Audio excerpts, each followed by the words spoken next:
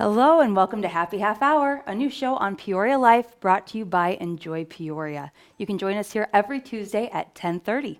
On this week's show, we're going to sit down with the mastermind behind some of Peoria area's most unique restaurants, Travis Mohlenbrink, and hear about his newest ventures. And we're also going to be talking with the organizers of the March Madness experience to see what's in store this year during IHSA's March Madness. So sit back, relax, and have some fun. We'll be right back with more Happy Half Hour. Be sure to check out the Peoria Riverfront Museum while you're in Peoria. It has amazing exhibits, including the IHSA Peak Performance, where you can learn a little bit about the history of the IHSA, as well as try out some of your sporting skills at performance stations. The museum also has a planetarium and a giant screen theater, which shows both Hollywood blockbusters and educational films. Do you want to find out more about what's going on in the Peoria area? Well, check us out at enjoypeoria.com.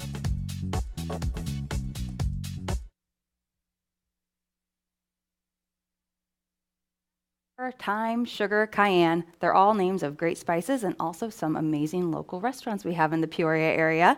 And we've got some new projects to talk about. So thanks so much for joining us today, Travis. Thanks for having me. I know you've got your newest project, Industry Brewing, a new venture for you, kind of outside of the restaurant area as well. How's it going? It's going really well. It's something completely different than anything I've ever done. I mean, I've sold food and beverage for my whole professional career, so the better part of 22 years, but I've never owned any sort of liquor distributing or processing making facility. So owning a brewery is something very different. It's been really fun. We've been fortunate enough to find a great local guy who's making some awesome beers for us. So yeah, it's been really fun to do, and we've got some great new beers coming out. That's one of the things that we're trying to take what we've done in the food industry for years, which is create unique concepts for the area with some unique styles of food that definitely. maybe you can't get anywhere else. We're trying to do that with the beers. We start out with some staple beers. You got to have an IPA, an APA. We do a Kolsch. We do some. We're trying to now sprinkle in some fun things. We've got a special beer that we're tapping on St. Patrick's Day, and it'll just be available for St. Patrick's Day. Awesome. We are doing now. We're getting into the double IPAs and some heavier, more alcohol content beer. So like the 8.9% beers, 9% beers.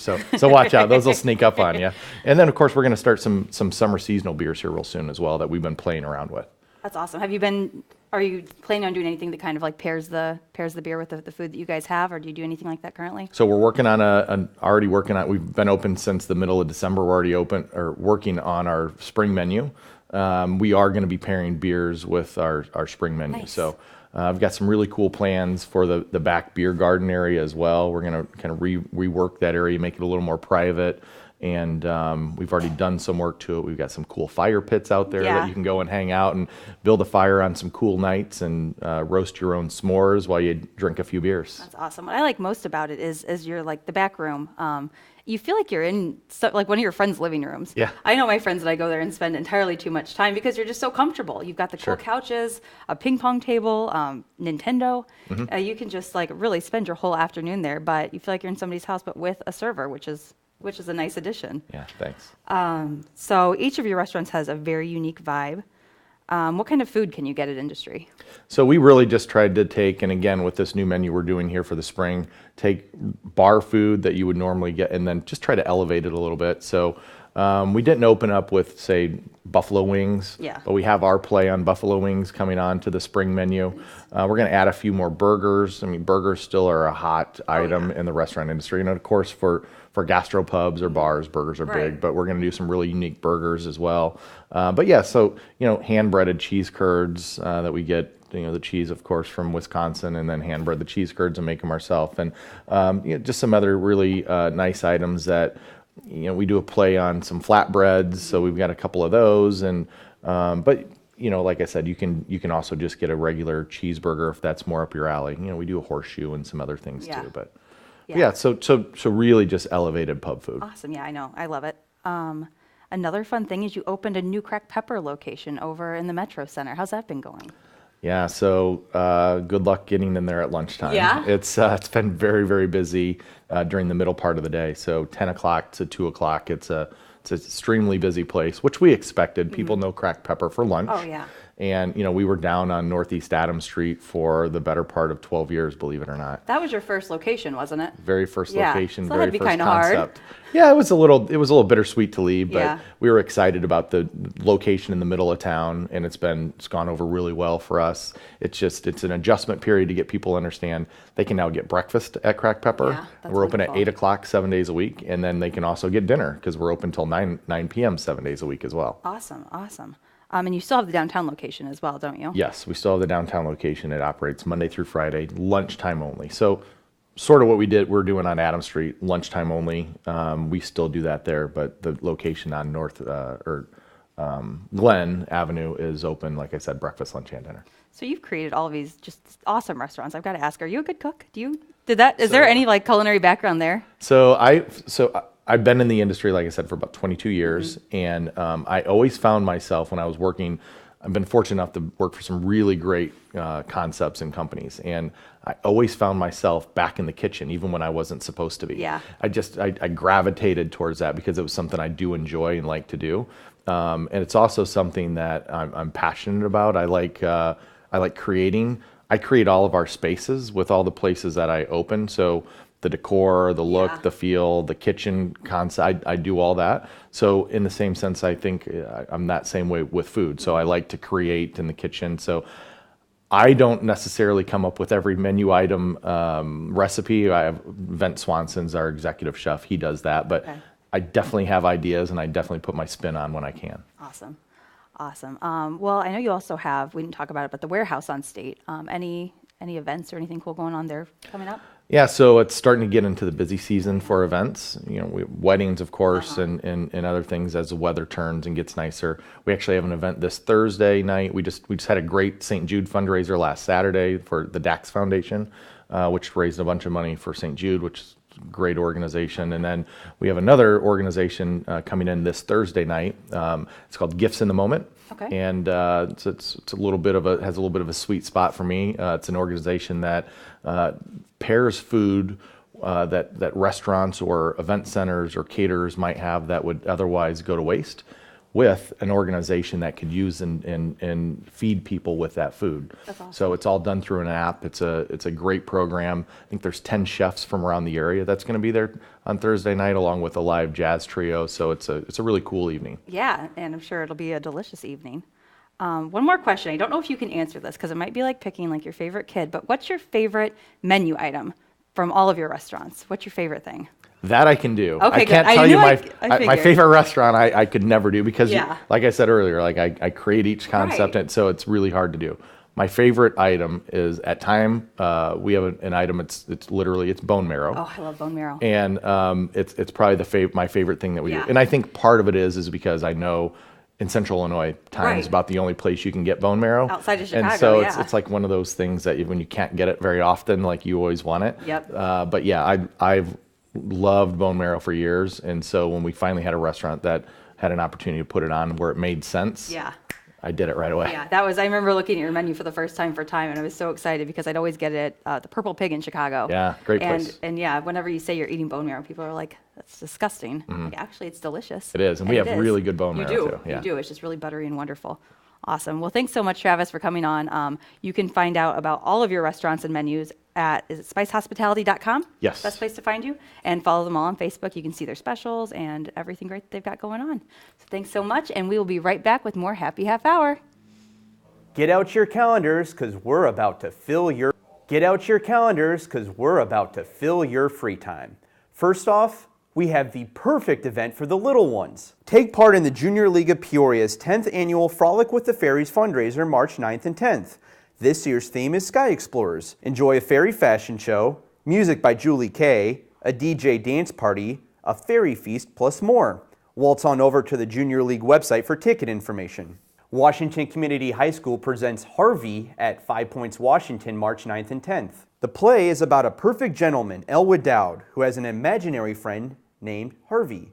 Watch as a duo runs over the hearts of not only Elwood's cynical sister, but the rest of society. Want tickets? Visit the 5 Points website to purchase them. Come see some of the best high school teams in the state of Illinois duke it out at the original March Madness, the IHSA Boys State Finals at the Peoria Civic Center. 1A and 2A battle March 9th and 10th, the 3A, 4A schools March 16th and 17th. 4 teams in each class from all around the state come to Peoria to duke it out. One goes home champions. Get your tickets now by going to the IHSA or Peoria Civic Center websites. And while you're enjoying the basketball games, make sure to check out the March Madness experience next door in the Civic Center exhibit hall. It's basically a big fan fest that has become a major part of the state finals in Peoria. Enjoy a family-oriented extravaganza of fun, interactive games, historical exhibits, and good times. Admission is just $2, but if you have a game ticket, it's free.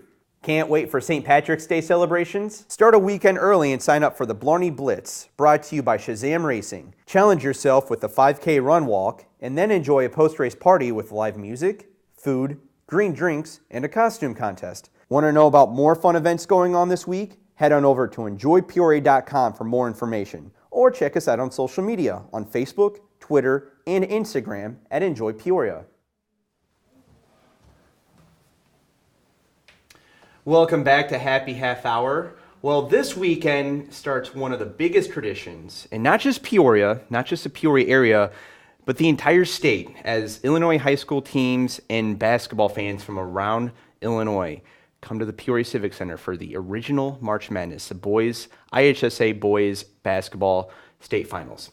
And while the games are, and the basketball games themselves are a long-standing tradition here in Peoria, one other thing one other attraction that's just as big and just as fun is right next door at the Peoria Civic Center exhibit halls, and that's the March Madness experience.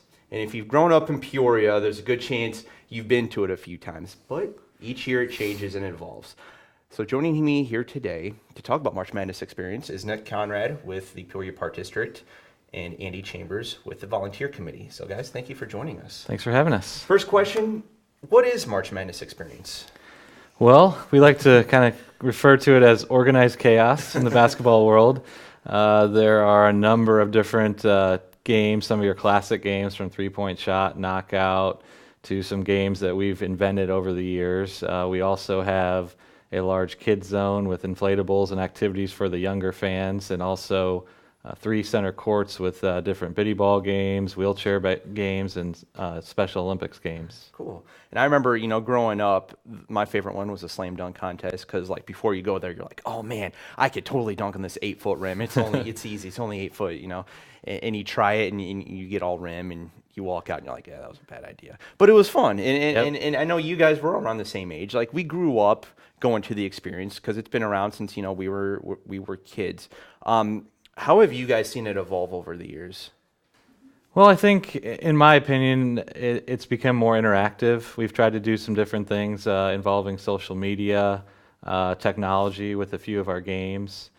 Some of the things, like I referenced some of the classic games, like when you referenced Big Slam, those are just staples of basketball that I think will travel, whether it was 20 years ago or today. But I think some of the things we've done with technology, just little tweaks here and there, are certainly different from even a couple years ago that I think caters more to the younger fans today. Cool. And what are specifically some of the new things that, people can expect this year that they haven't seen before? Well, we're pretty excited about our new game, Connect Final Four. It's an adult or a full-size version of the children's game Connect Four, so we're looking forward to that. That'll be played with teams to speed up the gameplay. But we're excited about that and see how that will turn out. I think it's going to look really cool. And for even for the adults that come with their children, might take them back to when they were a child. And I think it always brings out the competitiveness in people too. And that's a big part of the experience too, as the kids or adults even like to compete and, beat their friends or things like that kind of make it special. And that's one thing that a lot of people, don't really think about is that it's awesome for kids, but it's just as much fun for adults, for people our age that, can still, or at least think they can still play a little bit of basketball. It really does cover all age groups. As Nick said, whether it be the bounce houses for the kind of younger siblings, all the way up to, we have volunteers well into retirement that also, once they're done volunteering, you'll see them out there playing knockout or free throw contest or you name it. I mean, there's no age group that isn't covered by all of the things we have. And why do you guys want to change it up each year? I know it's kind of a stupid question, but what makes it important to add new things and take away some things that aren't really working? Well, I think it's just to keep it fresh, because a lot of the fans who come in are local, that they may come every year. So I think it's important that we keep trying to be innovative and creative, so we reach the Peoria area market. Of course, we still have some of the fans coming in from different places, depending on what high school teams make it to the state finals. But I think it's just important that we're remaining creative and innovative, and that way we can continue drawing people in. And we're here with Nick Conrad and Andy Chambers to talk about March Madness experience. Moving on a little bit, talk about what goes into producing the experience, because I feel like a lot of that backstage stuff, not everyone knows about. They just walk in and they already see it there. Sure. Well, I'd be happy to talk about more of the logistics, and then maybe Andy can kind of jump in on the volunteers. But from our standpoint, we really start working pretty hard around the first of the year, preparing, making our event plans, meeting with Civic Center staff, IHSA. And then as we get closer to March, it involves several semi-trailers and flatbed trailers out at our warehouse loading up on generally cold days. And then we spend a full week at the Civic Center getting ready with our Park District team and a number of volunteers. So it's a long process, but it's rewarding too to see it come together. Let's talk about some of the volunteers. Andy, how do you guys rely on volunteers to get through the whole 2 weekends? It's a 100% volunteer run. We coordinate the volunteer committee, and then our job is to go out, whether it be talking with schools, with their athletic teams, key clubs, volunteer organizations, church groups, you name it. As Nick said, about January 1, we really start the push, and then February 1, it's all hands on deck. We need rosters in, and so it's great working with the Park District because we fill as many time slots as we can, and they have a great roster of volunteers who help at all of their other events, whether it be downtown or on the north end of town, and they kind of fill in those spaces we're missing. But we have a great turnout every year from the local high schools that come in and just fill all these different games, because each 3-hour shift actually requires about 45 volunteers, and throughout the event we have 8 to 10 shifts. So it's well over 1,000 volunteers, and it's quite the undertaking to get them all lined up. But like when you see the finished product and you see all the volunteers working together to get it up, to tear it down, but also at the same time like getting everything running smoothly, I mean, that has to be a point of pride for you guys, right? Definitely. Yeah, it is very rewarding to see it all come together, because we rely on so many organizations and individuals to make this happen. So to see it all come together, it is very rewarding. Cool. Yeah. Nothing better than 8 o'clock on Saturday of the big school weekend, when you know it's done for the year. There's nothing we could have done differently at the time, and it's a nice feeling. You were telling me before we came on, like that's like one of the coolest things to see is everyone getting together and starting to tear down. Like, what is that like? Because a lot of people have never seen that before. Well, it's great in one sense because it goes so quickly, and we have 2 different high school organizations, athletic groups that come in, and they help us on the volunteer committee just mad dash everything out. So I think Nick called it controlled chaos, but it's got to be a little bittersweet for Nick because he spends so much time building it that we can't wait to take it apart, I guess, and as quick as possible. But it's all hands on deck. The moment we walk the last groups out at 6 o'clock, at 6:01, we've got the volunteers coming in to take it apart, and that's when the forklifts start, the trucks come in. It's unbelievable, the process. And a couple hours later, like I said, 8:30, we're usually done for the night, right when the championship games are going strong. And it's a great feeling to have it all done, but like I said, you work so hard for 2 weeks to build it up, and then you take it apart quickly. Yeah, it's always amazing to me how much time we spend in preparation and then installing it and setting it up, and then in about 4 hours' time, It's like it never happened. Cool. That's awesome. That's something that like I would really like to see, just like the before and after, and just like, holy cow, man! But you guys got a rhythm and everything, don't you? While the attractions and everything inside the experience are really fun, one of the other really cool things is some of the programming events, including Jump Ball Jamboree, the Wheelchair Basketball State Tournament, and the Unified Games. Starting with the Jump Ball Jamboree, how many teams do you guys have this year? I actually coordinate that. The Peoria Journal Star is our sponsor, and I coordinate with them. And we've got, well, I'd say a little under 100 teams this year. We've taken away some time on the courts for that to add a couple other events. But it's 5th through 8th grade, boys and girls teams from nearby locations, and then all the way up to, we'll get a team every now and then from Chicago and down south, close to East St. Louis type of thing. So it just depends on who decides to bring teams, but it's really a great day because the kids love it. We make them feel like their game is the only game going on, turn the lights off, announce them, do the whole spotlight thing, and there's nothing cooler than a 5th graders running out thinking they're going to be playing on the big stage here in a couple of years. I mean, for 5th graders, that's like the biggest thing in the world. The coolest thing is being able to go out there and for a lot of schools, it's kind of like training them, knowing that one day they may be in this, just right across the hallway in the arena playing in a state championship game. That's definitely the goal. I mean, whether you're 5th grader or through 8th grade, you say, hey, a couple of years from now, your goal needs to be playing on the state championship stage. And so they kind of like that experience. And with the Wheelchair Basketball State Tournament and the Unified Games, when are those running? The wheelchair tournament runs the first weekend, the first Friday and Saturday, March 9th and 10th, and the Unified Games are the second weekend, March 16th and 17th. Okay, excellent. And those are also really fun if you go out and get a chance to see both of them. Being able to see it, what's that like? Just to see, like you said with the grade schools, it's kind of like their big thing. This is, for a lot of kids, their big thing as well. Absolutely. Oh, absolutely. It's very competitive. It truly is a state championship situation. I mean, the games are serious, competitive, great athletes. I mean, you really couldn't ask for more. And the nice thing is, being in the experience, anyone can just walk up and watch some of the game or all the game. That's what you kind of find is people will line up along the fence lines and just think they were stopping for a few minutes, and all of a sudden they've watched a game and a half of a wheelchair game that they've never seen before, a unified Special Olympics game. I'll say I'm one of those people that will just walk and it's like, all right, I'm just going to go check it out. And then like an hour goes by and I've already watched like 2 or 3 games. For people who want to go to the experience, how much does it cost to get in? So if you have a ticket to the games in the arena, it is free to get in. You can use that ticket to gain entrance.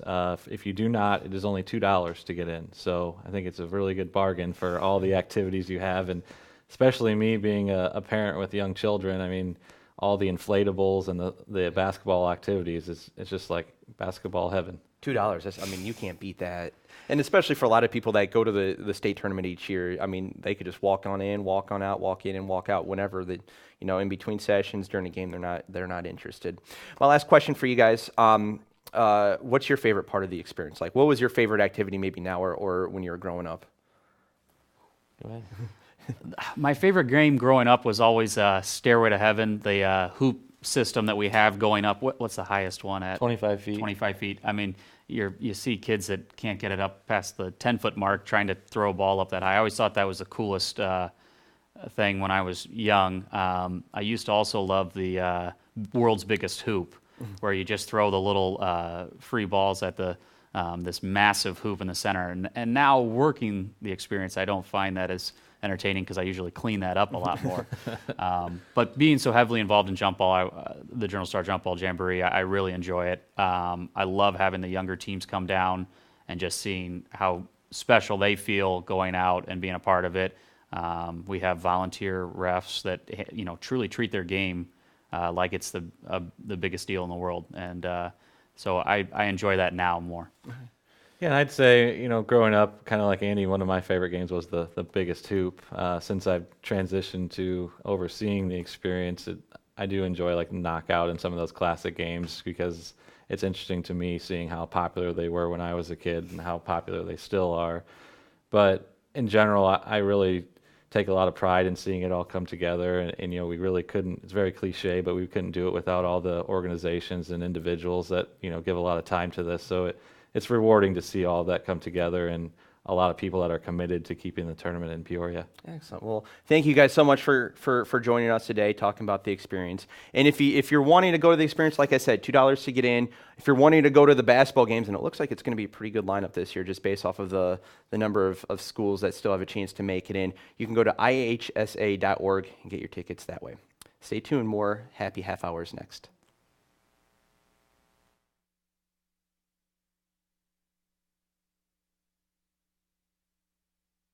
PeoriaLife.com. Hey guys, my name is Tyler McMahon. I'm here at McMahon's Pints and Plates. Today I'm preparing our Midwest Skillet, part of our new breakfast menu. Come on in and bounce away the winter blues. Elevate Trampoline Park in Peoria. Elevate is the perfect place to jump, hang out, or have a party. They have 30,000 square feet of trampolines, foam pits, ninja warrior challenges, dodgeball courts, you name it. There's something for all ages. They also have an area for private parties. Take off your shoes, don't fall off that front leg at night.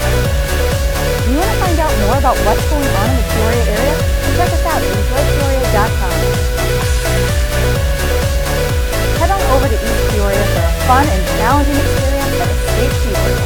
You have 5 different themed rooms to escape from. Sorry, this is as far as we're going to take you. Can't ruin the experience. See if 60 minutes is enough to uncover clues and work your way out the door. Afterwards, get your picture taken and show everyone you escaped.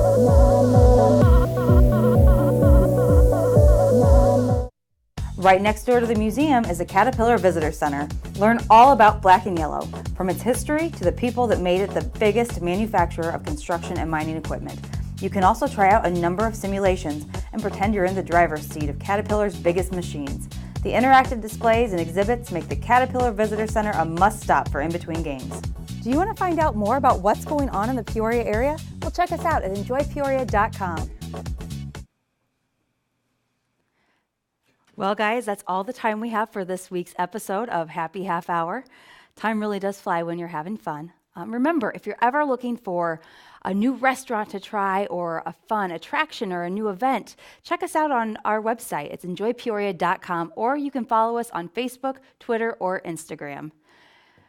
Remember, like my mom always says, if you're bored, it's because you're boring. So please get out there and enjoy Peoria.